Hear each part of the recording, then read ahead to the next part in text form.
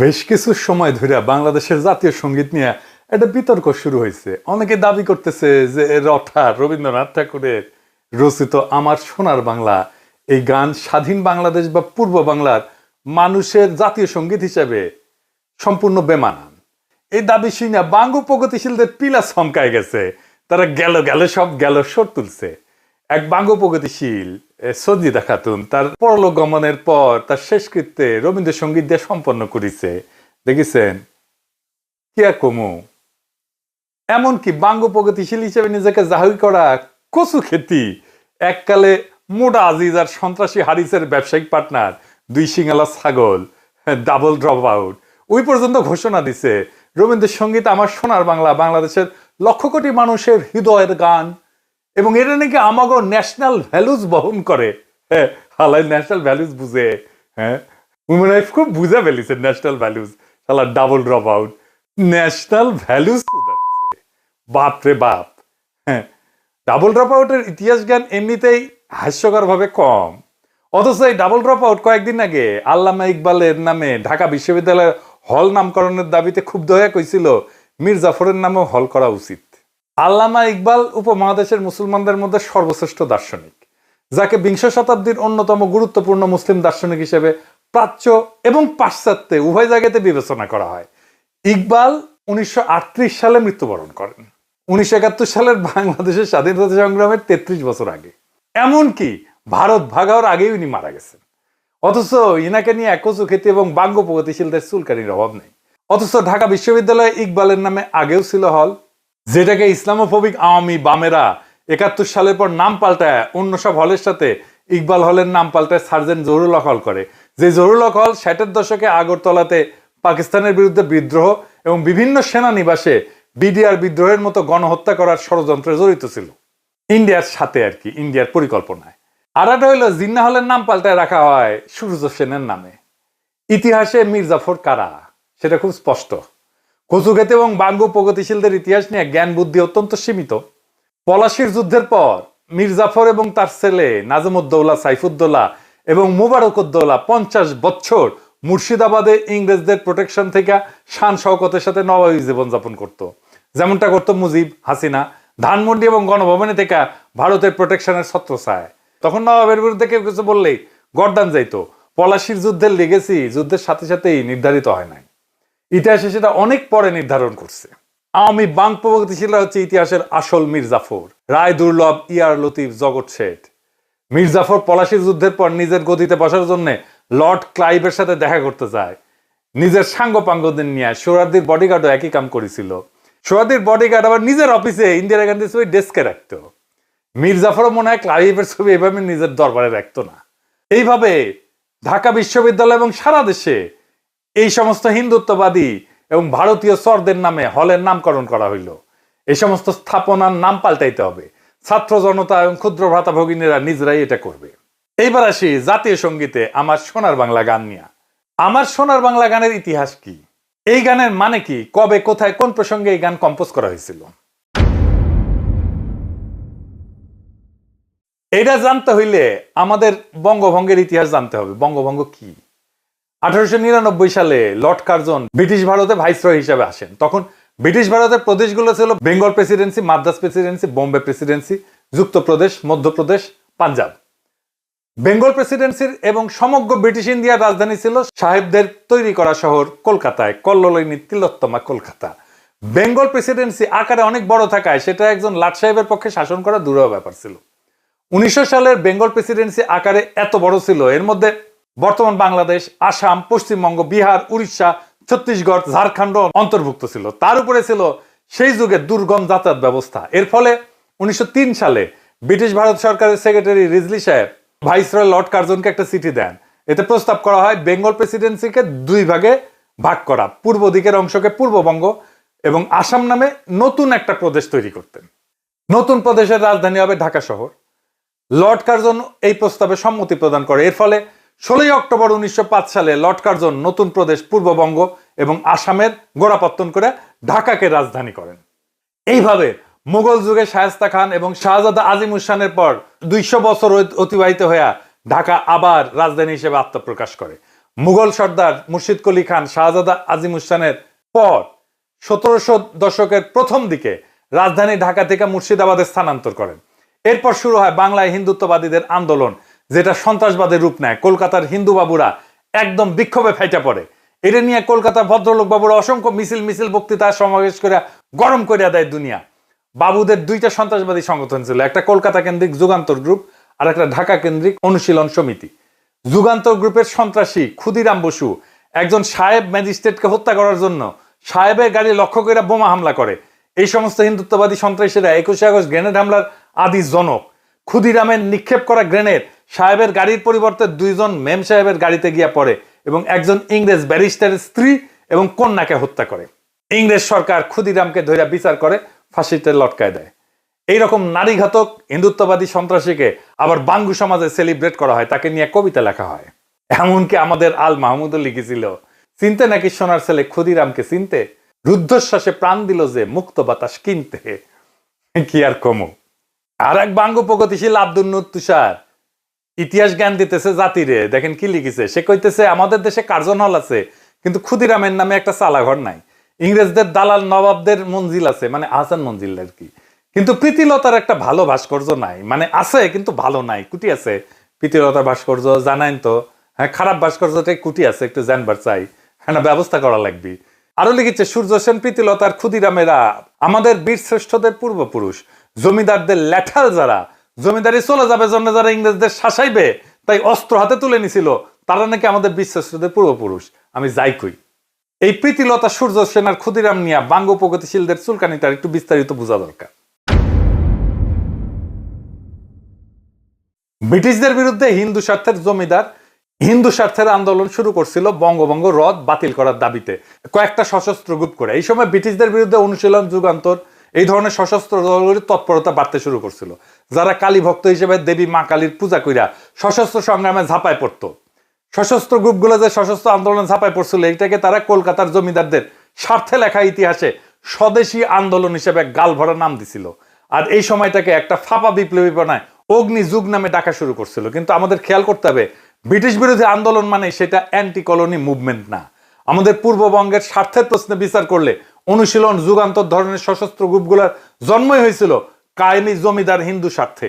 মুসলমান প্রজা বাঙালির উপরে যারা ছিল খড়গহস্ত, অবশ্যই প্রজাদের স্বার্থের পক্ষে তারা ছিল না। 1905 সালে বঙ্গভঙ্গ এবং ইতিহাসের দিকে তাকান, রবীন্দ্রনাথ সহ বিশিষ্ট হিন্দুদের নেতৃত্বে যে বঙ্গভঙ্গ রদের আন্দোলন হয়েছিল, এই আন্দোলন ছিল আমাদের পূর্ববঙ্গের মানুষের স্বার্থ বিরোধী। জমিদার বাঙালির সাথে ঘা মারছিল এই বঙ্গভঙ্গ, কারণ নতুন প্রশাসনিক ব্যবস্থার কারণে কলকাতার প্যারালাল ঢাকা একটা নতুন রাজধানী হয়ে উঠতেছিল। ফলে পূর্ববঙ্গ থেকে কলকাতা শহরে কৃষির উদ্বৃত্ত সাপ্লাই লাইন অনিশ্চিত হয়ে পড়তেছিল। পূর্ববঙ্গের কৃষির উদ্বৃত্ত দিয়ে তৈরি হয়েছিল কল্লোলিনী তিলোত্তমা কলকাতা। আর এই ঘটনার পটভূমিতে কথিত ফাঁকা আলাপের স্বদেশী আন্দোলনের সূত্রপাত। তাহলে হিসাব করেন যে বঙ্গভঙ্গ ব্রিটিশেরা চালু করছিল, পিছিয়ে থাকা পূর্ববঙ্গ আসামের মুসলমানদের স্বার্থের পক্ষে, যেখানে রাজধানী হিসেবে ঢাকা শহর গুরুত্বপূর্ণ হওয়ার সুযোগ তৈরি হইতেছিল। এখানে আপনি কার পক্ষে যাইবেন? যে জমিদার বাবুরাই বঙ্গভঙ্গ বাতিল করলেন তাদের পক্ষে? যে অনুশীলন, যুগান্তর ধরনের সশস্ত্র গ্রুপগুলো ছিল জমিদার শ্রেণীর স্বার্থে, আপনি কি তাদের হিরো বানায় বন্দনা করবেন? আপনার চাষাভূষা পূর্বপুরুষদের সাথে গাদ্দারি করতেছেন? প্রীতিলতা, ক্ষুদিরাম কিংবা সূর্য সেনারা ছিল সরাসরি জমিদার হিন্দুর স্বার্থের লোক, এবং তাদের আন্দোলন কলকাতার শাসকদের আন্দোলন। স্বদেশী আন্দোলন এবং অগ্নিযুগ ছিল জমিদারদের সশস্ত্রতা। একে হিন্দু মুসলমান নির্বিশেষে সকল প্রজাকে আপন মনে করবে। বিশেষ করে পূর্ববঙ্গের মুসলমান প্রজা যারা আজকের বাংলাদেশের মানুষ, তাদের লড়াকু পূর্বপুরুষ হাজী শরীয়তুল্লাহ বা তিতুমিরেরা। আমাদের উত্তরসূরি হিসেবে আমরা কেন প্রীতিলতা, ক্ষুদিরাম কিংবা সূর্য সেনদের আমাদের হিরো বলে মনে করব, যেখানে এরা সরাসরি জমিদার স্বার্থের লোক। জমিদার তাদের অর্থদাতা ছিল, টাকা দিত, চান্দা দিত জমিদারেরা। এবং এই আন্দোলনটাই স্বদেশী আন্দোলন, অগ্নিযুগ, এটা ছিল জমিদারদের আন্দোলন, তাদের জমিদারি রক্ষার আন্দোলন, তাদের শোষণ রক্ষার আন্দোলন। হাসিনার হইয়া ছাত্রলীগ, যুবলীগ যেমন নাম ছিল বর্ষা বিপ্লবের সময় 24-এর, ঠিক একই কাজ করছিল সূর্য সেন, প্রীতিলতা, ক্ষুদিরামেরা। ওরা ছিল জমিদারের ল্যাঠাল, যেরকম ছাত্রলীগ ছিল আওয়ামী লীগের হাসিনার ল্যাঠাল। যে জমিদার ব্যবস্থায় আপনার পূর্বপুরুষদের বঞ্চিত করে রাখা হইতো, এই সশস্ত্র গ্রুপের লোকজন সেই জমিদারদের ভাড়াটে সন্ত্রাসী। তারা তো আপনার পূর্বপুরুষদের স্বার্থের বিরুদ্ধের লোক। এই জমিদার শ্রেণী তো কখনো আপনার পূর্বপুরুষদের বাঙালি বইলাই স্বীকার করে নাই, মান্যতা দেয় নাই। সেই জমিদার শ্রেণীর ঔরসে আজকাল বাংলা ভাষা শিল্প সংস্কৃতি গড়ে উঠছে, সেটা খুব ভালো কথা। কিন্তু জমিদার হিন্দু তো আপনারা এক্সক্লুড কইরা হিসাবের বাইরে রেখা এই বাংলা ভাষা শিল্প সংস্কৃতির পতন ঘটাইছিল। যে প্রীতিলতার সূর্য সেনের আপনি হিরো বানাইতে চান, তাদের অনুশীলন যুগান্তর ধরনের সশস্ত্র গ্রুপগুলো তো কখনো আপনাকে গোনাতেই ধরে নাই। আপনি তো মুসলমান হলে ঢুকতেও পারতেন না অনুশীলন যুগান্তরে। শুধু তাই না, এরা তো আপনারই স্বার্থ বিরোধী, সাধারণভাবে ঢাকাকে রাজধানী করার বিরোধী একটা আন্দোলন ছিল। চান্স পাইলে এরা প্রীতিলতা, ক্ষুদিরাম কিংবা সূর্য সেনদের নিয়ে আপনার তথাকথিত প্রগতির কাঁচা আবেগ টক বগায় ফুটতে থাকে। সূর্য সেন, ক্ষুদিরাম, প্রীতিলতার নামে কোনো স্মারক বাংলাদেশে থাকবে না। এই বঙ্গভঙ্গ বিরোধী আন্দোলন নিয়ে রমাপ্রসাদ ভাস্কর একটা প্রবন্ধ লিখছিলেন। প্রবন্ধটার নাম বঙ্গভঙ্গ এবং রামেন্দ্র সুন্দর ত্রিবেদী। এই প্রবন্ধে সেই আন্দোলনে রবীন্দ্রনাথ ঠাকুর ওরফে রঠার ভূমিকার বিস্তারিত বর্ণনা আছে। পূর্ব বাংলার চাষা মুসলমানদের জন্য যে এক আলাদা রাজ্য হচ্ছে, এটা কলকাতার বাবুরা মেনে নিতে পারে না। এই জন্যই তাদের এত হাউকাউ আন্দোলন, সন্ত্রাসী কর্মকাণ্ড। ওই আন্দোলনের সময় 25শে আগস্ট 1905 সালে কলকাতার টাউন হলে একটা সভা অনুষ্ঠিত হয়। সেটা ছিল বঙ্গভঙ্গের বিরুদ্ধে একটা প্রবন্ধ পাঠের আসর। বাবুরা নাম দিছিল অবস্থা এবং ব্যবস্থা। ওই আসরে রবীন্দ্রনাথ তার সদ্য রচিত আমার সোনার বাংলা গানটা প্রথম পরিবেশন করে। বাবুরা রঠাকে বঙ্গভঙ্গ আন্দোলনের চারণ কবি হিসেবে নিযুক্ত করে। রঠা উত্তেজিত মাসখানেকের মধ্যে 20 থেকে 25টা উত্তেজনাকর গান রচনা করে ফেলে।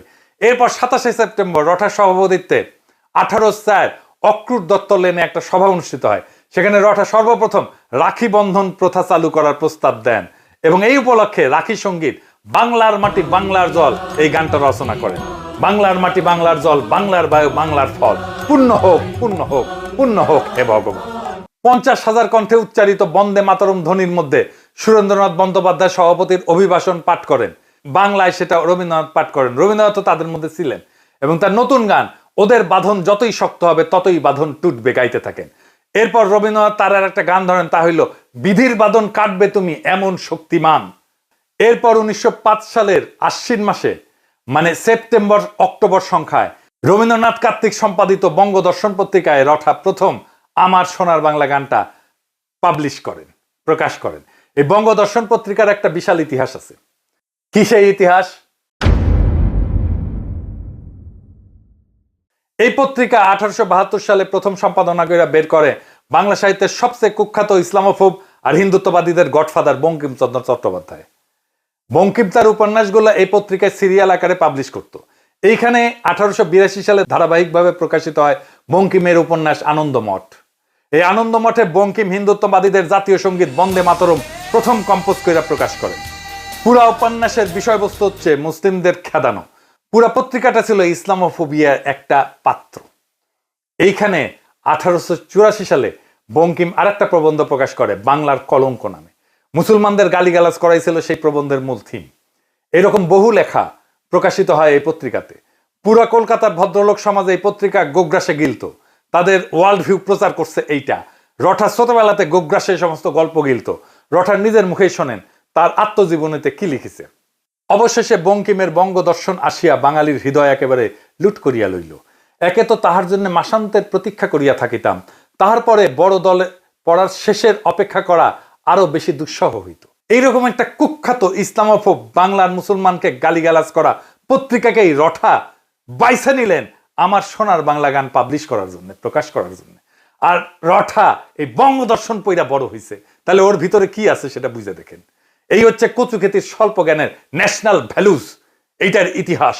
এই গানকে যে এখনো জয় বাংলা করা হয় নাই, সেটা তো বাঙ্গু প্রগতিশীলদের 7 জন্মের ভাগ্য। কিন্তু এই ভাগ্য বেশি দিন টিকবে না। হাসিনা যেমনে জয় বাংলা হয়েছে, আওয়ামী লীগ যেমনে জয় বাংলা হয়েছে, 32 নম্বর যেমনে জয় বাংলা হয়েছে, এই গানও জয় বাংলা হবে। এরপর বঙ্গভঙ্গ রদ করার এরকম অপচেষ্টাকে প্রতিহত করার জন্য 1906 সালের ডিসেম্বর মাসে ঢাকায় নওয়াব সলিমুল্লাহ তার বাড়ি আহসান মঞ্জিলে সমগ্র ভারতবর্ষের মুসলমান নেতাদের আমন্ত্রণ জানান। উপলক্ষ ছিল অল ইন্ডিয়া মোহামেডান এডুকেশনাল কনফারেন্সের মিটিং। স্যার সৈয়দ আহমেদ খান এই এডুকেশনাল সংস্থা প্রতিষ্ঠা করছিলেন।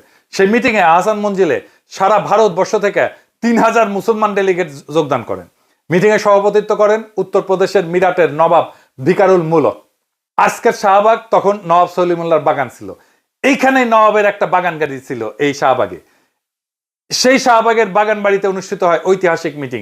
শাহবাগ থেকে এই ঘটনার শুভ সূচনা। যেখানে নওয়াব সলিমুল্লাহ ভারতবর্ষে মুসলমানদেরকে নিজেদের স্বার্থ রক্ষার জন্য একটা রাজনৈতিক দল গঠন করার প্রপোজাল দেন, যেটা সর্বসম্মতিক্রমে গৃহীত হয়। এইভাবেই জন্ম হয় মুসলিম লীগের। স্যার সৈয়দ আহমেদ খানের ঘনিষ্ঠ বন্ধু নওয়াব মহসিন মুলককে করা হয় মুসলিম লীগের সেক্রেটারি এবং সংবিধানের মূল লেখক।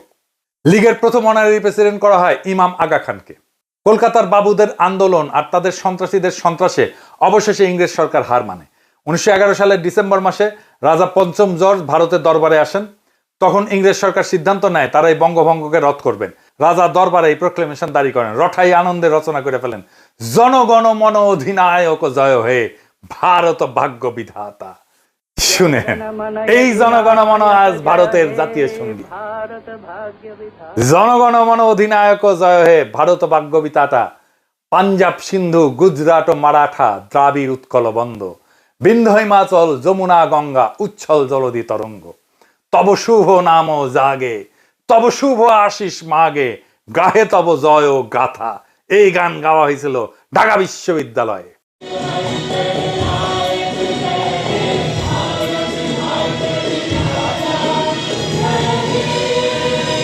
রটা নিয়ে একটা মজার গল্প শোনাই। রটা কিন্তু মেয়েলি ভয়েসে কথা কইতেন। এটা নিয়ে প্রখ্যাত সাহিত্যিক সাংবাদিক আবুল কালাম শামসুদ্দিনের একটা ঘটনা আছে উনার আত্মজীবনীতে, অতীত দিনের স্মৃতি বইতে। আবুল কালাম শামসুদ্দিন তার বন্ধু কাজী নজরুল ইসলামের সাথে সত্যেন্দ্রনাথ দত্তের মৃত্যুতে আয়োজিত একটা স্মরণ সভায় গেছিলেন। সেখানকার অভিজ্ঞতা শুনেন। যথাসময়ে সভা মঞ্চে আপন আসন থেকে রবীন্দ্রনাথ উঠে দাঁড়ালেন। হঠাৎ নারী কণ্ঠ শুনে চমকিত হলাম। কোথা থেকে নারী কণ্ঠের কবিতা আবৃত্তি ভেসে আসছে বুঝতে না পেরে চারিদিকে চাইতে লাগলাম। মনে হলো সভা মঞ্চ থেকে স্বর ভেসে আসছে। নজরুলকে জিজ্ঞাসা করলাম, কবিতা আবৃত্তি করছেন কে? নজরুল হেসে বললেন, রবীন্দ্রনাথের মুখের দিকে চেয়ে দেখুন তো। চেয়ে দেখলাম, তাই তো, মুখ নড়ছে, কিন্তু এ নারী কণ্ঠ কেন? নজরুল বললেন, তার কণ্ঠস্বরই এরূপ। আমি বিস্মিত হলাম। এমন নারী কণ্ঠের স্বর যে কোনো পুরুষের থাকতে পারে এ ধারণা আমার ছিল না। রঠার অখণ্ড সোনার বাংলা ছিল অখণ্ড ভারত মাতার একটা অংশ। এই গান কিভাবে কোন যুক্তিতে স্বাধীন বাংলাদেশের জাতীয় সঙ্গীত হয়? যারা এই গানকে বাংলাদেশের জাতীয় সঙ্গীত হিসেবে গৃহীত করাইছে তাদের মধ্যে মুখ্য চরিত্র হচ্ছে কুখ্যাত ভারতের দালাল রয়্যাল এজেন্ট চিত্তরঞ্জন সুতারের সহচর সিরাজুল আলম খান, যাদের উদ্দেশ্যই ছিল পূর্ব বাংলাকে ভারতের সাথে যোগ করানো। ঠিক এই উদ্দেশ্যেই তারা এই গানকে বাংলাদেশের জাতীয় সঙ্গীত বানাইছে। সিরাজুল আলমের সহচর জাসদের মহিউদ্দিন তার বইতে কি লিখেছে দেখেন।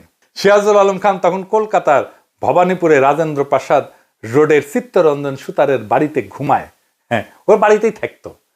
চিত্তরঞ্জন সুতারের কার্যকলাপ আমি আগের এপিসোডে আলোচনা করছি। সুতার বাংলাদেশেও রয়ের ফান্ডিং নিয়ে সশস্ত্র বঙ্গভূমি আন্দোলন করছিল।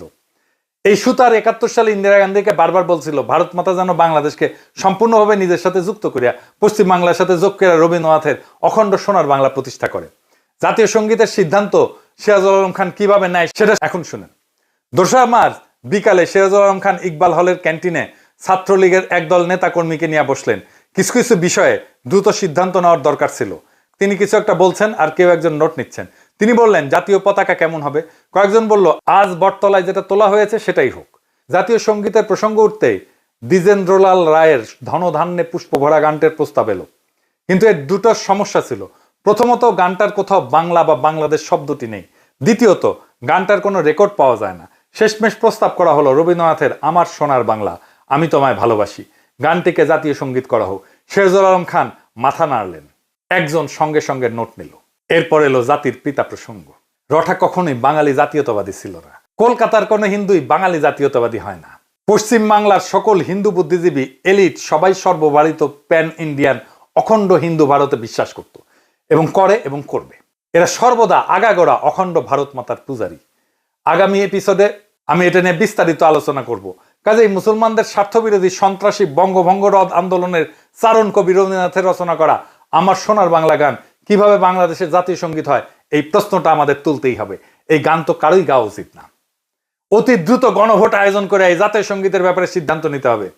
সিরাজুল আলম খানের চাপায় দেওয়া গানকে কখনোই আমাদের জাতীয় সঙ্গীত হিসেবে মেনে নেওয়া যাবে না, হবে না। রঠা বাঙ্গ প্রগতিশীলদের কাছে সবসময় একটা পলিটিক্যাল প্রজেক্ট ছিল। বাঙালি জাতীয়তাবাদের নামে পূর্ব বাংলার মুসলমানদেরকে যে কিরকম ভণ্ডামি গিলাইছে আওয়ামী বামেরা, সেটা আগামীতে ফাঁস করা হবে। সামনের এপিসোডে সেটা নিয়ে আলাপও করা হবে।